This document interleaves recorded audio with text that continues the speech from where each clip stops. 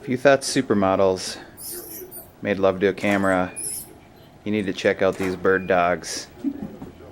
Anthony Houck with Pheasants Forever doing another storm report. We are at the Des Moines Register, and they are doing a bird dog photo shoot. We've got about 17 bird dogs coming in, dogs and their owners getting photographed. Here we have Chris Linderblood. He's from Ankeny, and he's got a wire-haired pointing Griffon. Work it. Definitely working it.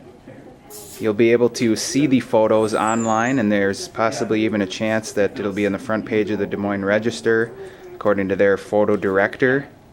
So you'll have to check the Des Moines Register Friday, and of course don't forget to check out National Pheasant Fest, which runs Friday through Sunday at the Iowa Event Center.